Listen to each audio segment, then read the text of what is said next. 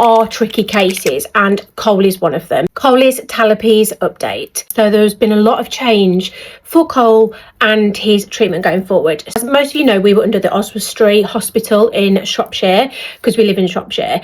It's not our local hospital, but that's the closest sort of talipes clinic to us. However, after relapsing so many times, we were just in this consistent cycle of relapsing, going back into cast for 4 weeks, then getting new splints made, and then he'd start relapsing in his splints. So then the whole process would start again. And it got to the point where our consultant was just like, we're just doing the same thing over and over. How do you feel about a second opinion with my colleague up at Manchester Children's Hospital? And we were like, yeah, of course, like we're always up for a second opinion. But it was actually him that suggested it because they were thinking about doing more surgery. However, because of Cole's bone structure in his ankles, he is going to need quite a serious bone operation when he's older.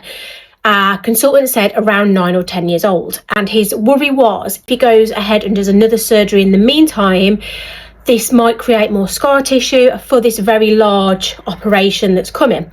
So this is why he wanted a second opinion. So we went to the world famous Mrs. Davis at Manchester Children's Hospital. If you haven't heard of Miss Davis and you're in the talipes world, I don't know where you've been. Like, she is just talked about all over every Facebook group I've ever seen. I was actually really excited to meet this like talipes legend. Saw her, God, it must have been like over a couple of months ago now. And she did confirm it is a tricky case. He keeps relapsing even though he's in splints. So technically he shouldn't be relapsing. So the way I describe sort of the casting splint process that we were in the cycle of is, you know, when you have like train tracks on your teeth, braces. So the train tracks do all the movement of your teeth. That's what the casts are doing. But then the splints are like the retainers, the pushing retainers that you have afterwards to keep your teeth in place that the braces have moved them into. Do you know what I mean? So that's the cycle we were in. So really he shouldn't have been relapsing when he was in splints, but he was. So she said, yeah, I mean, there's no cure for talipes at all. There is no cure. You can make it better so people can live a better life or live with it and have like a relatively normal life. But there are tricky cases, and Cole is one of them. She actually said that she'd been over to Ethiopia a couple of times and saw some treatment that they're doing over there, and they're actually doing research on treating like adults or late teens that have never been treated for their talipes before, and the treatment's actually working really well over there. So she's brought some of these techniques back, and they are starting to implement this technique in children, like tricky cases like Cole. It's a casting process again. So normally our casting process would be like 4 weeks with weekly cast changes, because they manipulate the foot, cast it, and next week they'll manipulate it more, then cast it, then more, then cast it, and all the way around. A bit like tightening your braces up every so often. But what this new sort of treatment process is, similar kind of casting, but there's a lot more manipulation at the point of casting. So the appointments are a lot longer and take a lot longer with a lot more people to help. He will need to allow them to drive for 1 to 2 hours. So he will be wheelchair bound for 1 to 2 hours after the appointment. I mean, the drive home's over 2 hours, guys, so we'll be all right with that. That will be going on weekly in Manchester, which is 2 hours 15 minutes away from us, every week we're talking 6 months. So we're used to doing it weekly in Oswestry for 4 weeks. We're going to be doing it weekly for 6 months around about in Manchester. So this is a massive like change logistically for us.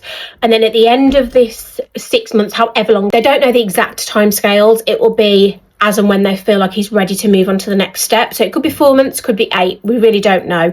But in my head, I asked her for a really ballpark figure just so I could sort of try and compute this. And I said, would I be right saying it's about 6 months? And she went, yes, that would be an ideal average. And then when he's finished that process, so when his feet are in a more normal position, because he can't even get, so at the moment, so like say this is how your feet are, yeah, right angles.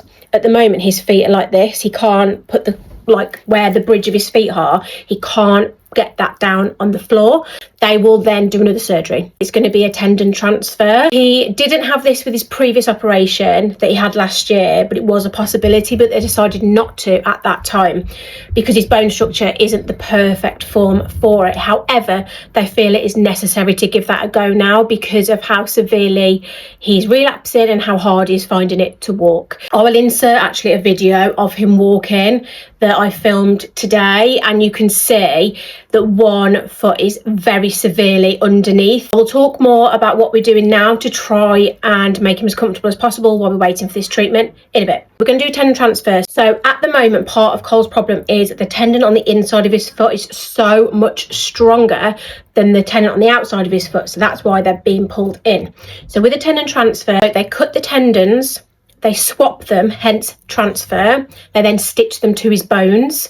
And then hopefully that will mean that because the stronger, so his feet are like this, say, because the stronger tendon is on the outside, it will help pull it round. This is going to be a longer recovery from his last one because he just had tendon release last time, which is basically where they just slice his tendons, cast him in a stretch, and then as the tendons grow back together, they're longer. And that's what he had last time, whereas this time we've got a tendon transfers. They're being cut out, switched and stitched, which I'm really nervous about. Hopefully it will be successful and it all makes sense in my head what they're doing and why. So at the moment we are waiting to start this 6 months of casts and changes and then go into surgery.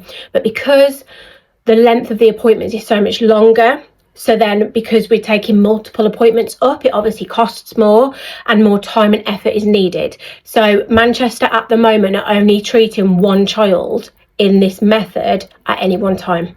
So when we had the appointment, there was a young girl going through it. She was near the end of the process, but there was another little boy waiting to start his process after her. So then Cole is next in line.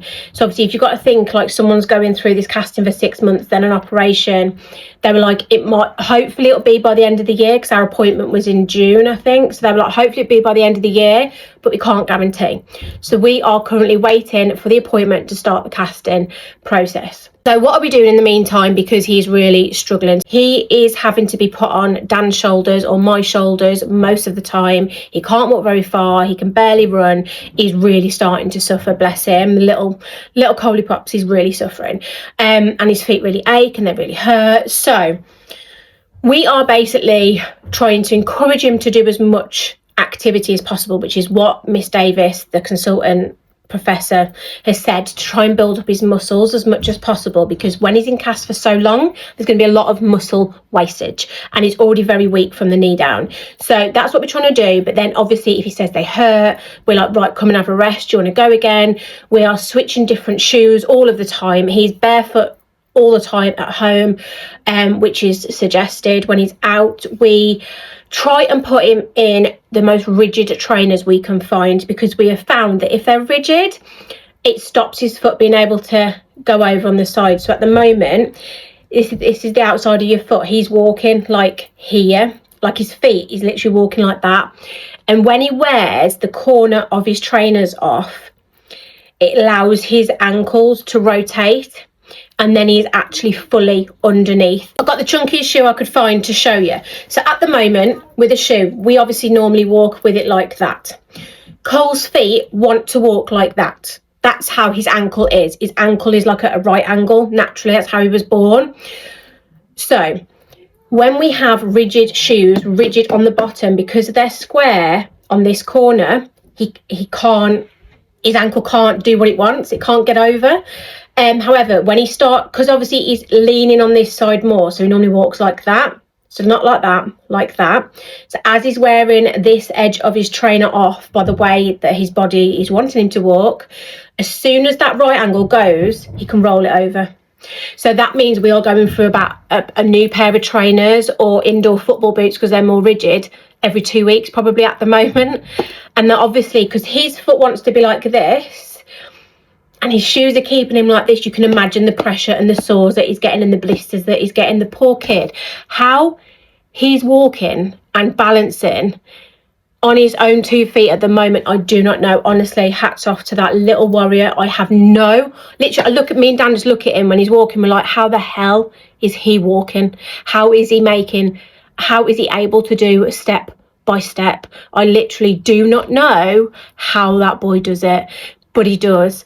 So yeah, we got a new pair of shoes this morning, but he's still able to do this with one of his feet in brand new shoes. So I'm going to speak to the hospital again and see where we are on the list, because I'm running out of suggestions on what to do in the meantime. It's really tricky. And he's really suffering, bless him. But so it's long-winded, but I wanted to give a full update because I know there is some people here that follow me or discover me because of talipes and for talipes. So I like to share the story to help other little boys and girls, and also Cole does as well. Cole's watched other kids' videos and it's really comforted him.